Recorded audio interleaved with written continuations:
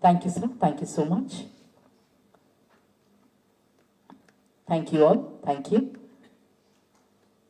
Thank you. Ladies and gentlemen, we now humbly request the Honorable Governor to felicitate the association members. The Honorable Governor will now felicitate Dr. C.M.K. Reddy, President, All India Telugu Federation.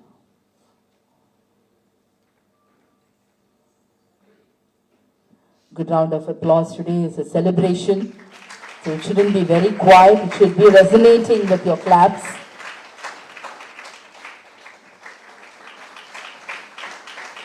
Thank you, sir. We now request the Honorable Governor to felicitate Dr. Bettireddy Srinivas, President of Sri Kalasudha Association.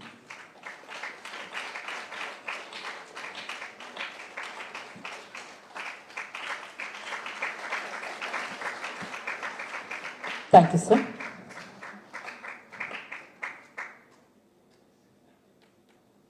Thank you, sir. We now humbly request the Honorable Governor to address the gathering.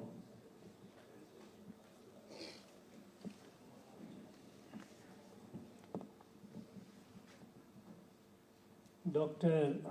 C.M.K. Reddy, President, All India Telugu Federation. Dr. Bettireddy Srinivas, President, Sri Kalasudha Telugu Association. Thiru Kirlosh Kumar, Secretary to Governor. All the esteemed invitees, distinguished guests, on this occasion of Telangana Foundation Day, on the eve of it, I extend my warmest greetings and best wishes to all my brothers and sisters, wherever they are, with the roots in the Telugu culture. You know, Telangana is the youngest state. Just about a decade ago it was formed. And Dr. C.M.K. Reddy said that now he doesn't know who to approach in case they have a problem, whether Andhra or Telangana. He also mentioned about the fact that he has some problems for which he means the Telugu people, they had to go to the courts for seeking relief. What he called is getting the minority rights protected. Now, this concept of majority, minority, concept of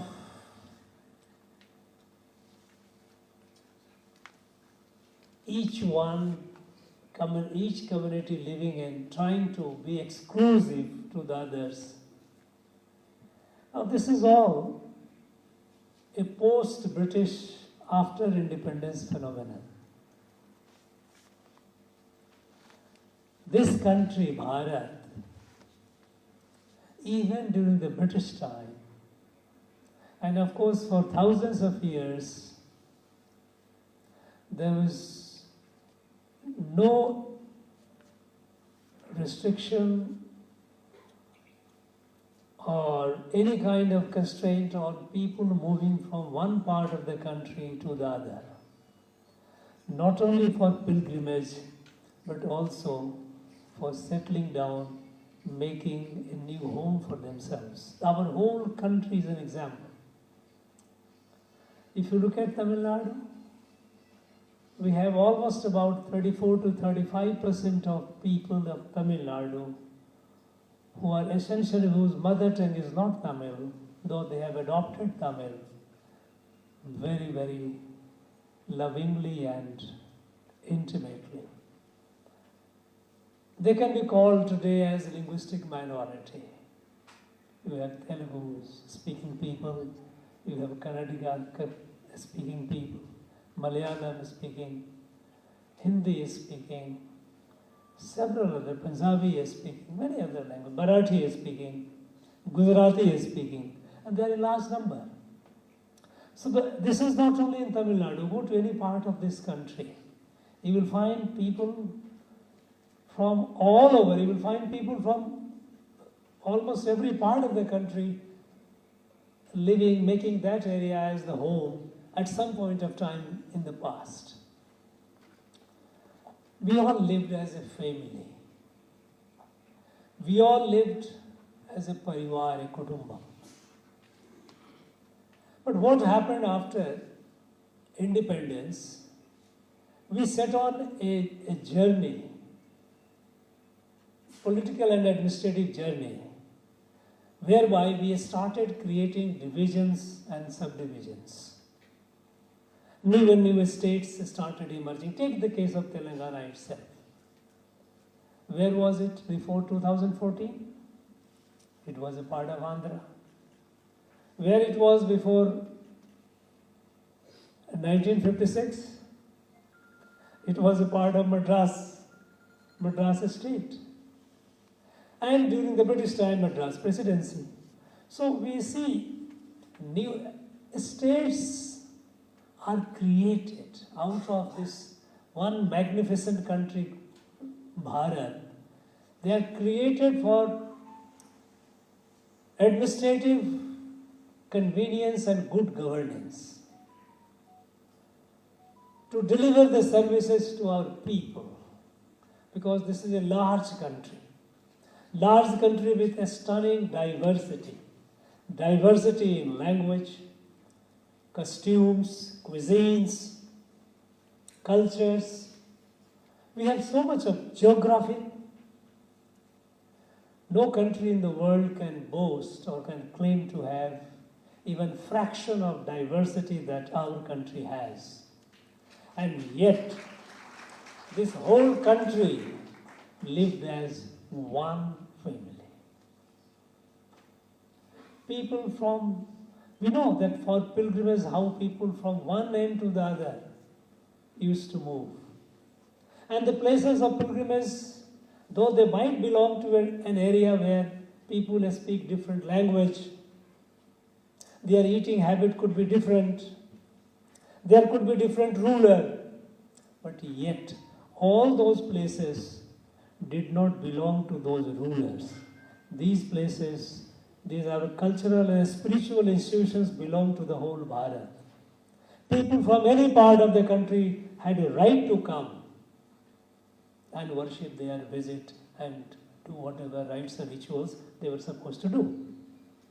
The local ruler was a guardian, a custodian. His duty was upkeep of the place.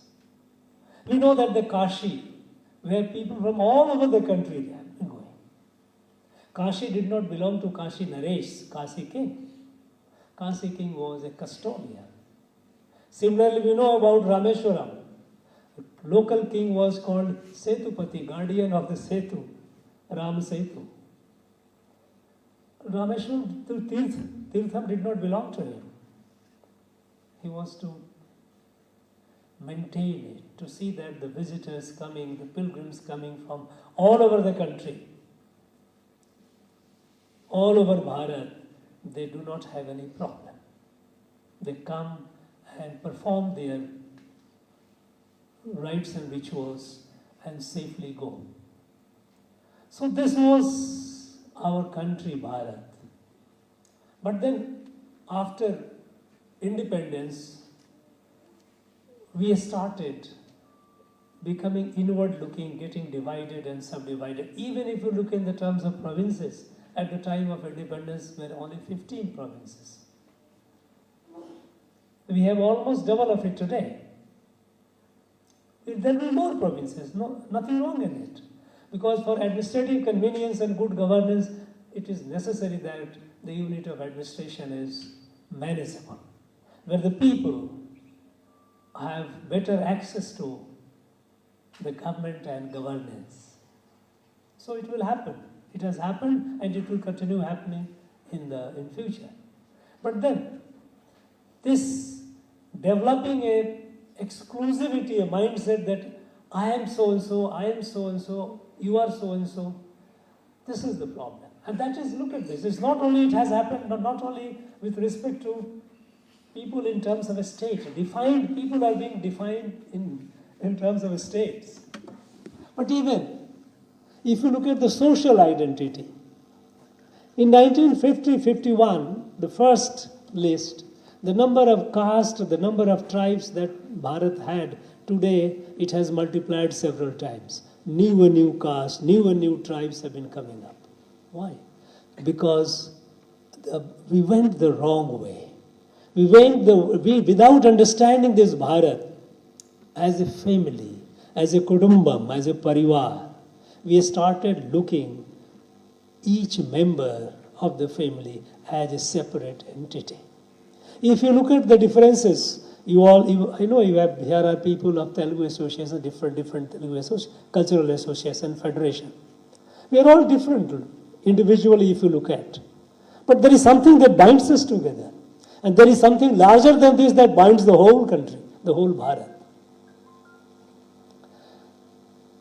This division and subdivision, to say, Dr. C.M. Reddy says that here in minority institutions they were not allowed to teach their languages, mother tongue. Now this is not Bharat. This is not. Anyone who does it is certainly against the very idea of Bharat. This is not acceptable. And that is what our constitution guarantees. That no, howsoever small minority is, linguistic minority, they have a right to learn and perpetuate their mother tongue. And it must be respected. And that is what we have been. But this politics of division and subdivision, even here, it was not so before.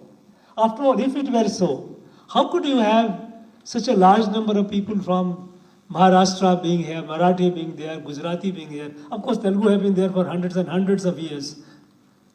But now they call themselves, they feel that they are migrants. And that is the question that I asked them. When did you migrate? Oh, sir, about maybe 200, 300 years ago.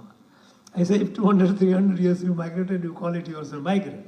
This notion of being a migrant in one own country, this is because of the politics of division and subdivision, each one looking inward. This is not. And this is what weakened the country. The previous speaker mentioned about when you used to go abroad, how people used to look at Indians. Today when you go, the weight of the Indian passport. Why? This weight of the Indian passport, we are the same country, same people. But the way the world looks at us today is not the same way as they looked at us before. Because they know that today India is united. It is Ore Bharatam, Unnata Bharatam, Ek Bharat, Shrestha Bharat. This is the whole, and that is why all the policies of the Prime Minister in the last 10 years has been absolutely non-discriminatory. No caste, no creed, no linguistic discrimination, no religious discrimination.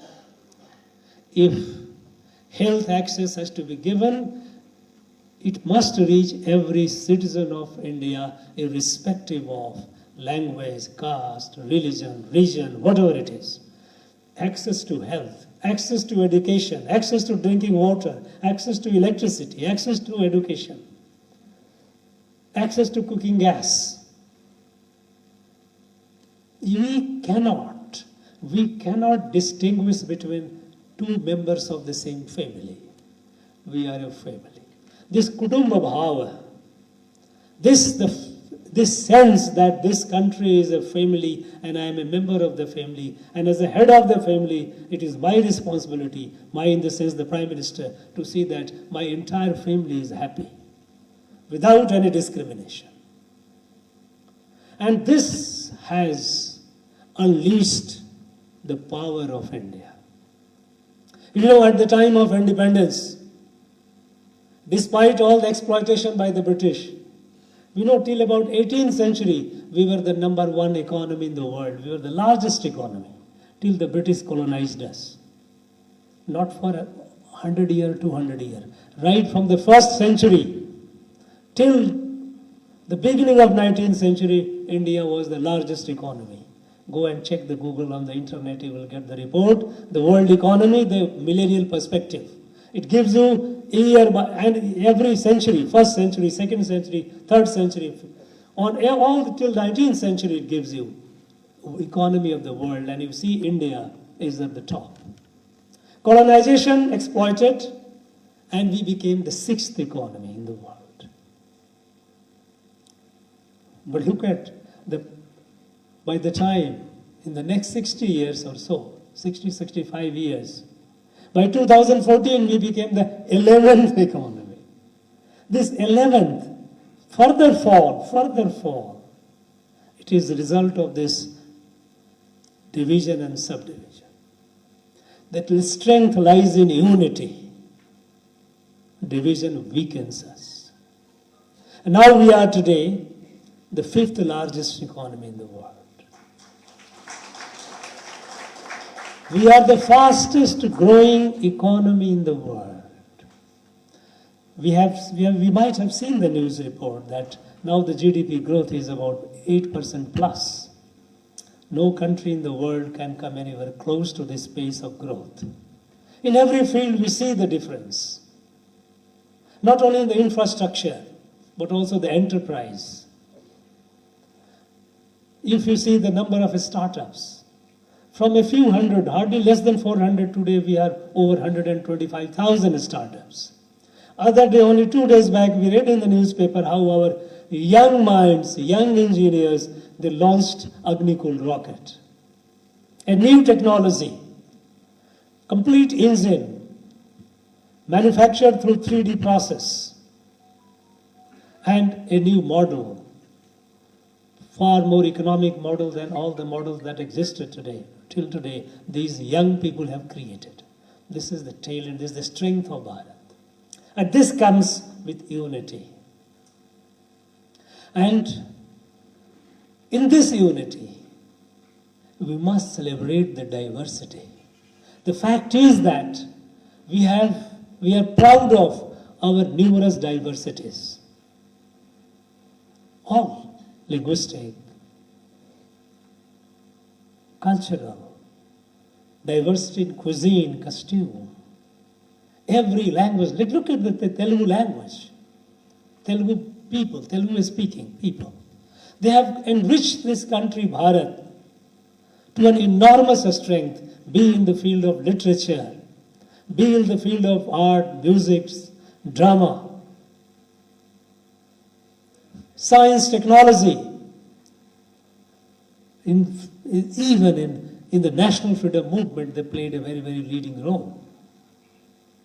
And even after the British left, they have contributed enormously to building this nation. We must celebrate this diversity. Every region of this country has unique geography, and it's unique. It has unique attraction for people to visit and see. We must be proud of our heritage. We must be proud of our present, and so that we confidently march into the future. When we talk about here, the contribution to art and music, how can we forget Tyagaraja? Carnatic music, the trinity of Carnatic music, Tyagaraja, who composed is all in Telugu. We are all proud of it. We don't call him that we don't bracket him in a one particular silo. We take him as a great saint who enriched but who came from that linguistic background. But he was a great asset of this country, Bharat. People like him who made it, be in the field of science and technology even today. We see the enterprise of Telugu people in the field of industry, in the field of IT industry, every field. Telugu people have been sowing their enterprise wherever they are. And the country is proud of them. This event, a statehood celebration, again the brainchild of our Prime Minister, is essentially to weaken the trend that has been set in for the over 6.5 decades that we all look into our inward, we are so and so. When we say this Bharat, we must celebrate the beauty, the diversity that exists in every part of Bharat. And this celebration must be by the whole family, not by only Telugu people or only people of, let us say, today Telangana. 2 days back we had celebrated here Goa and Sikkim. Every part of our country is unique. And we must celebrate that. And in that celebration, the entire country must join hands. And so on this occasion, I would like my Telugu brothers and sisters, wherever they are, to know that we in Chennai sitting here, we are celebrating them. This is to strengthen our bonding. This is to rediscover Bharat. The Bharat we had through colonial period and exploitation by the foreigners, and subsequently through misgovernance or governance through wrong direction. The sense of Bharat which was weakened, we are strengthening this. And I thank you all for making it happen, coming over here, participating in it.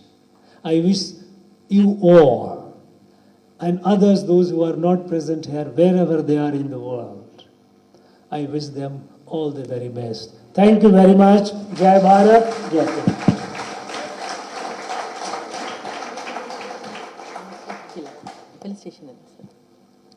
Thank you, sir. How can Telangana Statehood Day go without celebration? So we request the Honorable Governor, the dignitaries and the Secretary, sir, to witness Ugudolu, the cultural extravaganza